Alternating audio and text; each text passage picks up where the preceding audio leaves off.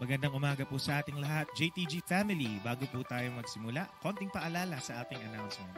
Una na po dyan, magkita-kita po tayo tuwing midweek service. Yan po ay ginaganap tuwing Wednesday, alas 7 ng gabi. Magsama-sama rin po tayo every month. Tayo yung may Fuel Night Friday po natin yung ginaganap 7 p.m. dito po sa ating JTG GMA Hall. Also, we would like to encourage everyone at full capacity na po tayo sa ating Sunday worship service. Meron po tayong 8 a.m. at 10 a.m. That's on-site. At nagsusupport tayo online 10 a.m. to 11:30 a.m. at jtg.gma.ph. And finally, we encourage everyone, sumali na kayo sa ating mga small groups. May 3 pamamaraan kung paano po tayo sasali. Meron po tayong Bible study group, discipleship group, at connect group. According to your age, we have youth, young adults, and men's and women's connect group. Simulan na po natin ang ating morning devotion. Muli, magandang umaga po sa lahat.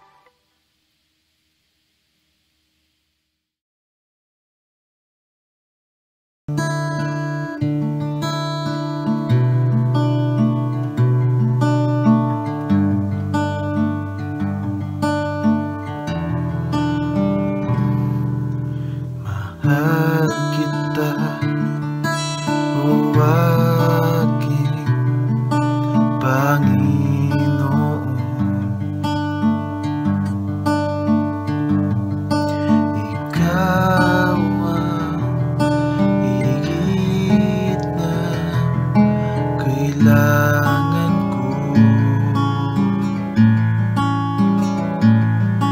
Mahal kita, o aking Panginoon. Ikaw ang higit na kailangan ko. Ang makilala ka, paglingkuran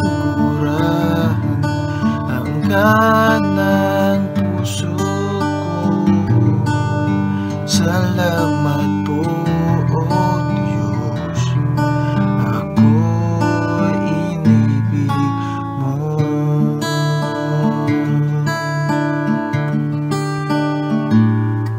Mahal kita, o aking Panginoon.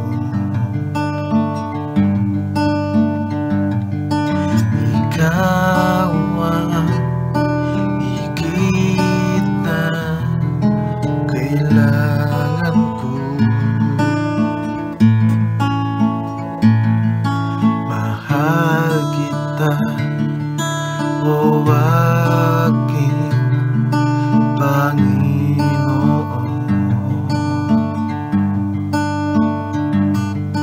Ikaw ang higit na kailangan ko. Ang makilala ka, paglingkuran hanggan ng puso ko. Salamat po, O Diyos, ako'y inibig mo.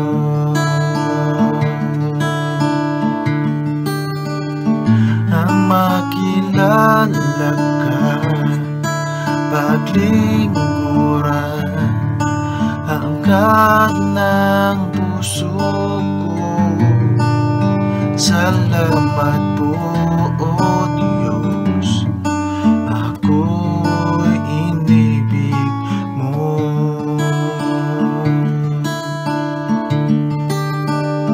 Ang makilala ka, paglingkuran hanggan ng puso ko. Salamat po, O Diyos, ako'y inibig mo. Salamat po, O Diyos, ako'y inibig mo.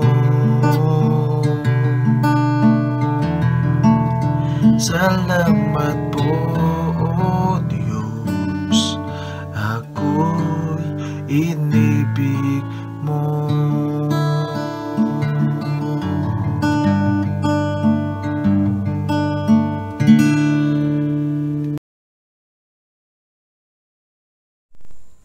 Isang mapagpala at magandang umaga po muli sa bawat isa sa atin. So tayo pa rin po ay nasa ating morning devotion, and before po tayo mag-start, tayo po ay mananalangin.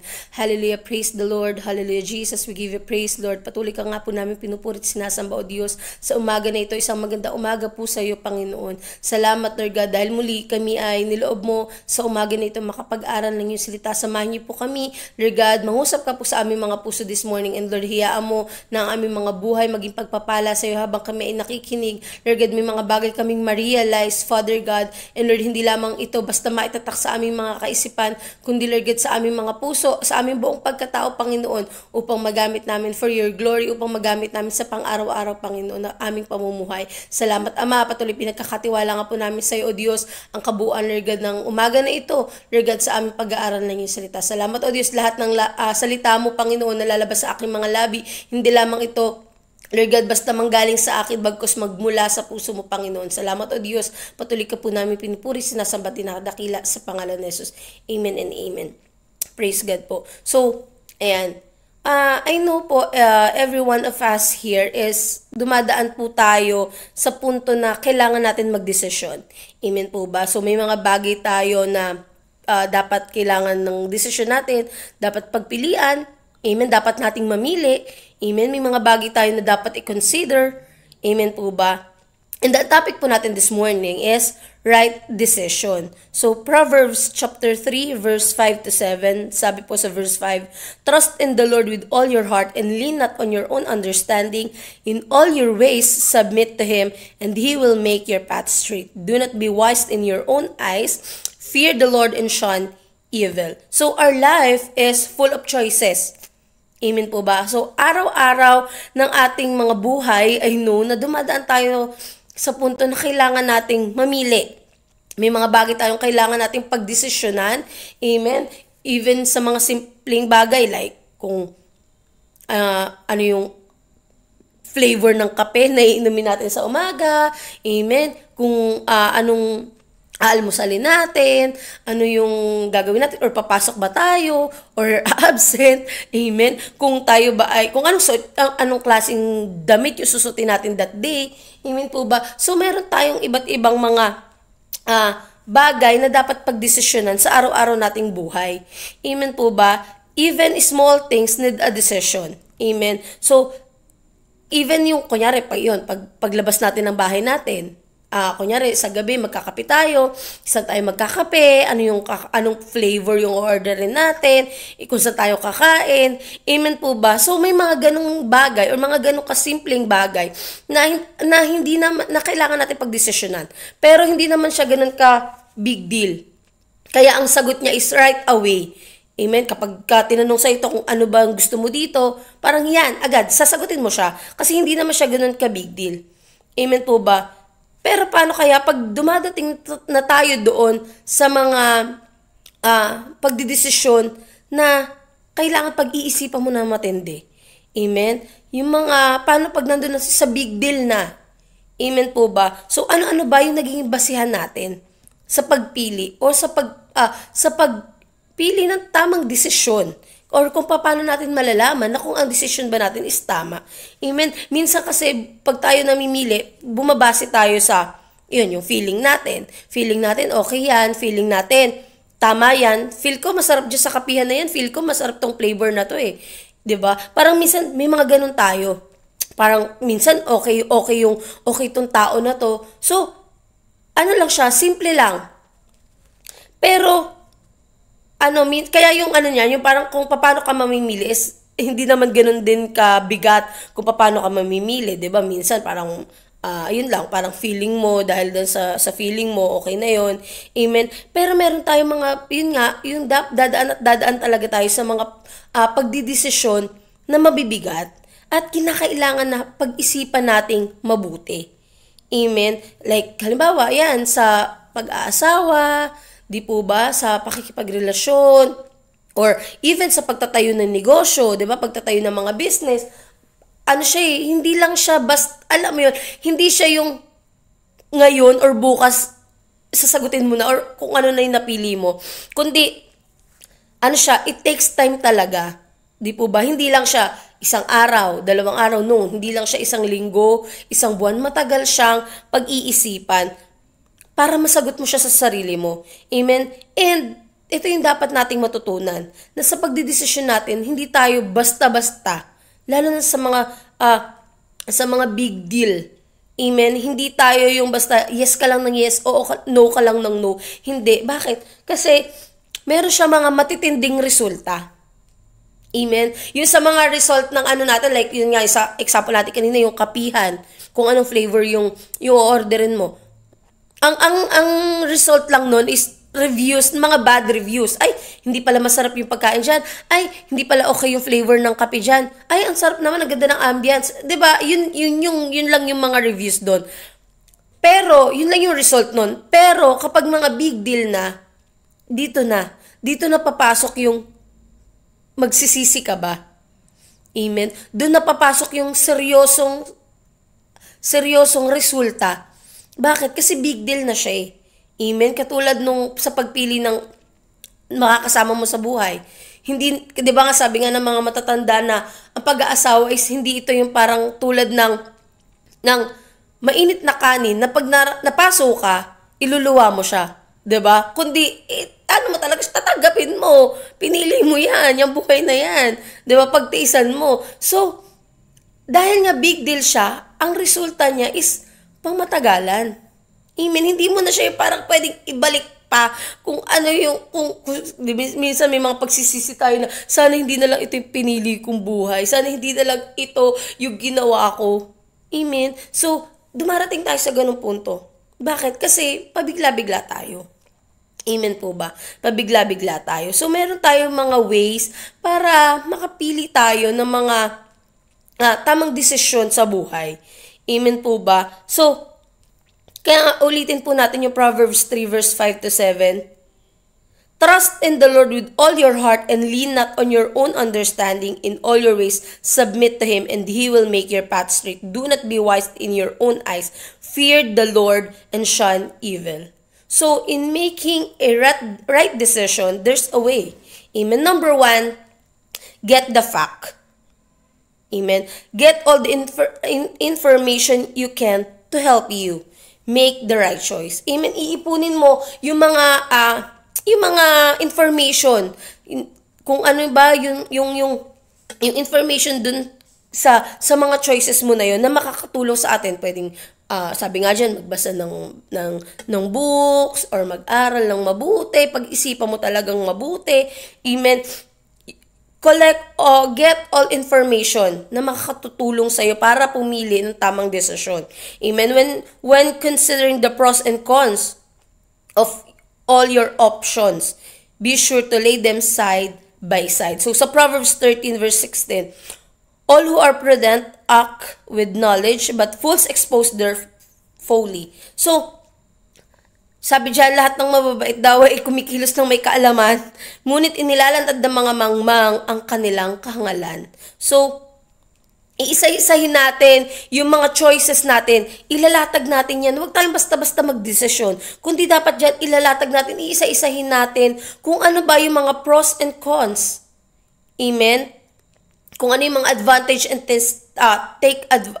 disadvantage nung bagay na yun. Pag-iisipan mo talaga siyang mabuti. Paano? Parang maglalagay sa kaisipan mo na, paano pag ito yung pinili ko? Diba? Paano pag ito? Ano yung tendency niya? Ano yung mga pwedeng mangyari? Ilalatag mo talaga siya lahat. Iisa-isahin mo siya. Hindi yung oo ka lang ng oo, hindi ka lang ng hindi. Kundi dapat po sa atin talagang pinag-aaralan nating mabuti. Lalo na sa mga big deal. Kailangan pag-iisipan natin ng mabuti, gagamitan talaga natin ng utak.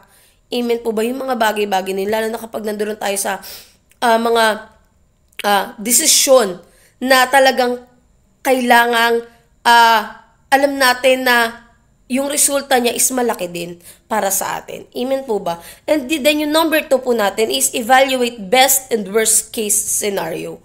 Amen. So, sa ating buhay, amen, kailangan po natin kumbaga it's a part of weighing all the options. Parang titimbangin mo talaga siya. Kanina, nilalatag lang natin, di ba? Yung number 1 natin, kailangan get the facts. So, yung all information mo, iisa-isahin mo yan, ilalatag mo yan. Kasi i-check mong mabuti. So, sa second naman po is, kailangan titimbangin natin. Amen po ba? Evaluate natin yung worst and best case scenario. What if ito yung pipiliin ko? So, parang nandoon ka, kailangan, we're looking forward.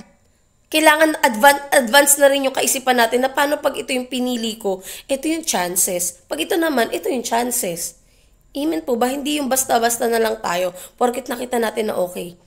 Hindi po ganun. Amen po ba? So, we need to pay close attention to the best case and worst case scenario. Amen po. So, dapat wag tayo pabigla-bigla. I-gauge nating mabuti. I-gauge nating mabuti kung ano ba yung mas matimbang dun, kung ano ba yung mas okay dun, or, kung alin yung mas tama dun. Amen po ba? Dahil hindi naman lahat ng okay ay tama.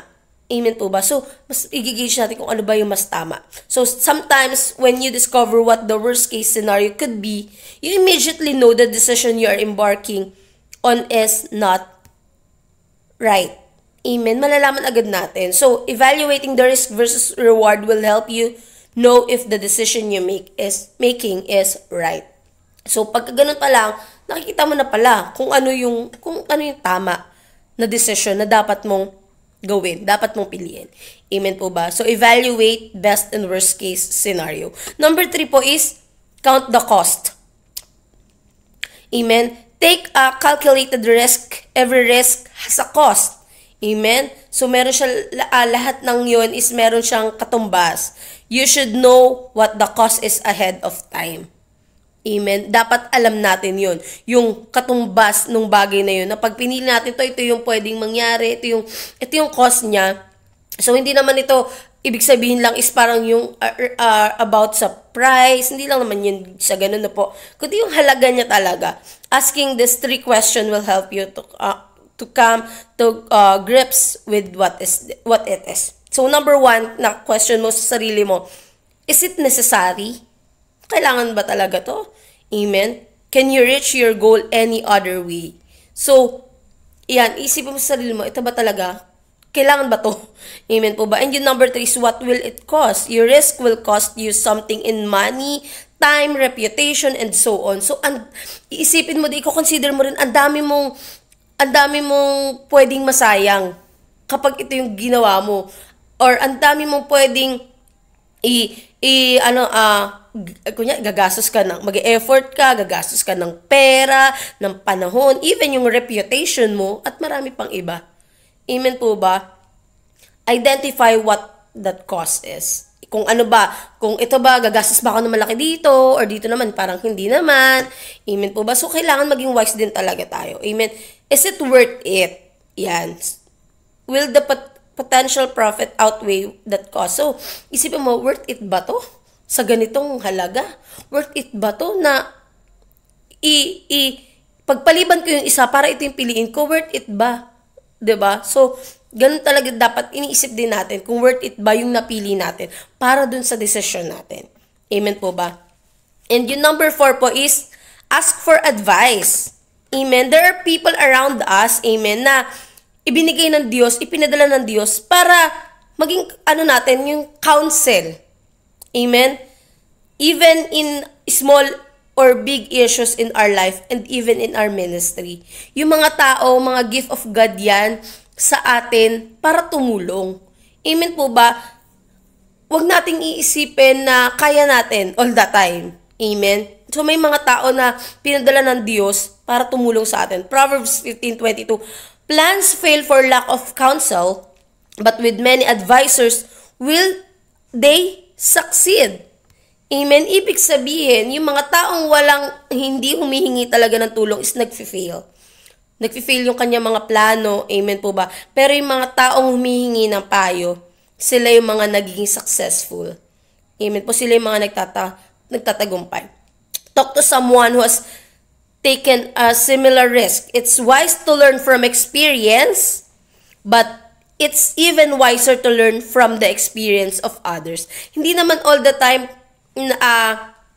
kailangan pagdaanan mo para matutunan mo din yun eh. Hindi. Kasi may iba't iba naman tayong parang kapamaraanan. Pero pwede namang matuto tayo sa kanila sa pinagdaanan nila eh. 'Di ba? Kasi testimony din nila yun para sa ibang tao na merong na-inspire dun sa kwento nila. So, sabi dyan na wise naman yung learn from our experience, pero mas wiser pa pala yung na-experience ng iba, pero may natutunan tayo. Amen po ba? You don't need to make all the mistake on your own. Amen? So, kailangan talaga makita po natin na hihingi tayo ng payo sa iba. Like, lalo na kapag yung mga pagdidesisyon about sa mga personal na bagay, yan nga, sa pag-aasawa, magtatanong ka sa mga kapatiran mo na dumaan sa ganun. Okay ba tong ganito, ganyan? So, mangingi ka sa kanila ng payo. Amen? Sabi sa Proverbs 24 verse 6, surely you need guidance to wage war and victory is won through many advisors. Napakahalaga talaga na meron tagapayo sa atin. Amen po ba? Kung yung mga tao po na nakapaligid sa atin, mga kaibigan natin, or kung hindi man sila makatulong sa atin na magbigay ng advice, leaders, pastors, na pinadala ng Diyos para tulungan tayo magdesisyon ng tama. Kung minsan lalo na dadating kasi sa time sa buhay natin na hindi ko na alam kung ano yung gagawin ko, hindi ko na alam kung ano pipiliin ko. Pero may mga taong nandiyan para tumulong sa atin, hinihintay lang na humingi tayo ng tulong sa kanila. Amen po ba? Remember that asking for advice does not mean you're incompetent or walang kakayanan. Amen po? Even if feels like a hit to your pride when making decision in areas when you should know what to do. Amen. Okay lang. Isipin po natin na okay lang na humingi ng tulong. Hindi naman yun, sabi nga rito, hindi naman yun pagpapakita or ibig sabihin nun mahina ka. Aminado naman tayo, mahina tayo. Minsan hindi po natin alam kung ano yung gagawin natin. Pero lagi nating tatandaan, okay lang humingi ng tulong. Ano nga yun pagpapakita nga po yun ng pagpapakumbaba. At pag-amin sa sarili natin na hindi natin kaya. Amen po ba? So, okay lang yun. Amen? Lahat tayo, hindi naman lahat ng pagkakataon tama tayo Di po ba? Hindi naman lahat ng pagkakataon matalino tayo. There are times na medyo naguguluhan na yung isip natin sa dami ng laman. Amen. Kung ano-ano yung sinasaksak natin and naguguluhan na tayo. Amen. Kailangan din lumapit tayo sa ibang tao. Hindi yung ibang tao sa labas, kundi yung alam talaga natin na makakatulong sa atin. Higit sa lahat, spiritual. Amen po ba? So, at syempre,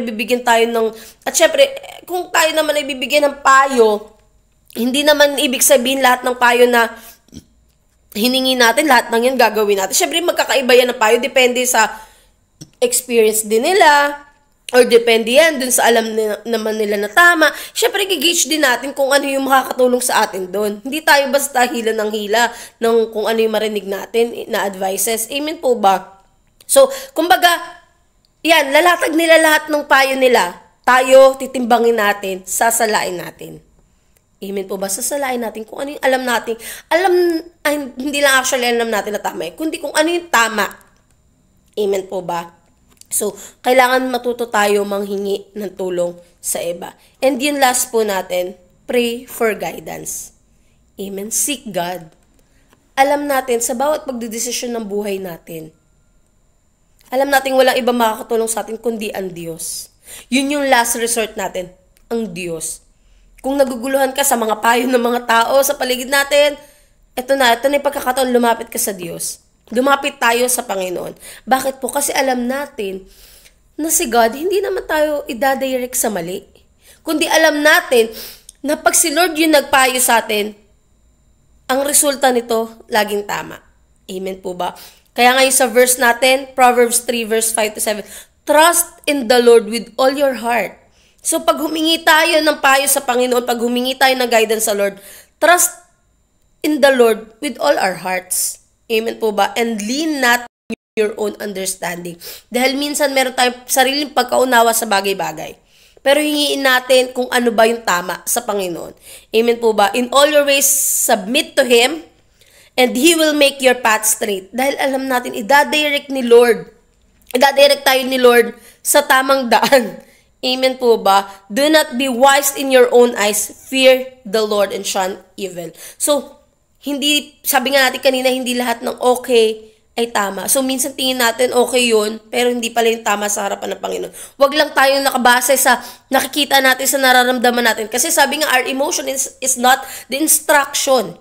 Amen po ba? So, maunawaan po natin na walang ibang makakatulong sa atin kundi ang Panginoon. Amen po. Sa verse 6, we know that God will direct us, amen, into the right path.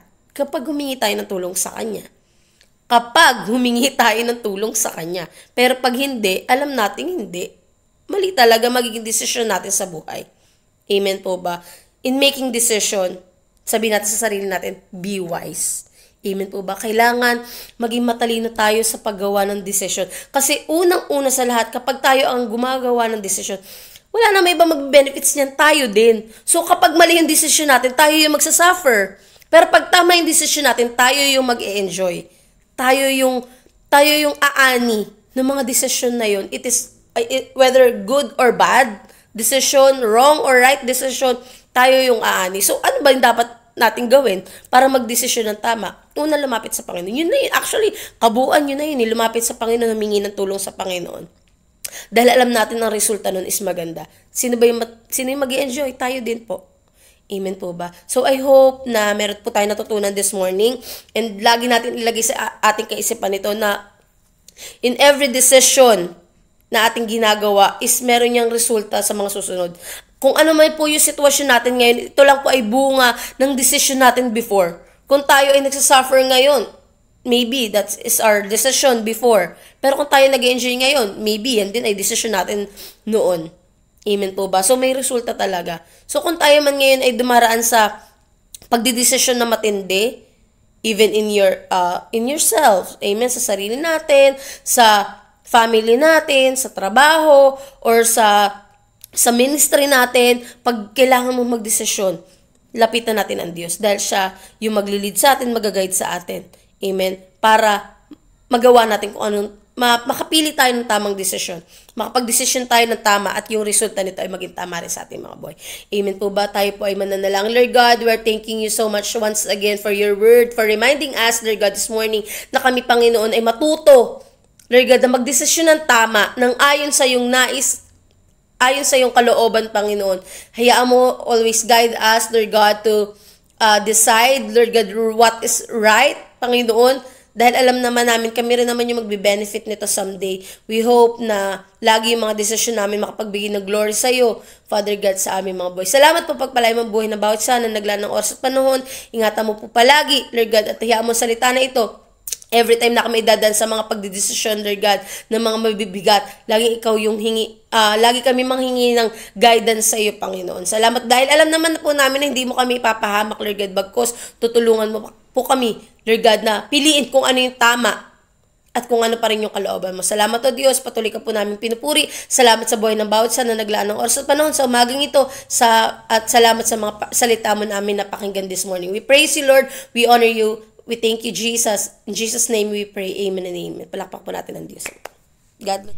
Hallelujah, Lord. Maraming salamat po, Panginoon, sa buhay, lakas, hininga na binigay niyo po sa amin, Lord God, sa umagang ito, pagkakataon na kami po ay malayang nakakapakinig ng mga salita at nakalapit po sa inyo, Panginoon. Dalangin po namin sa inyo, O Diyos.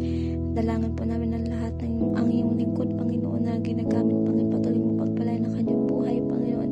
And also, we pray, Father God, lahat ng mga anak mo, Lord God.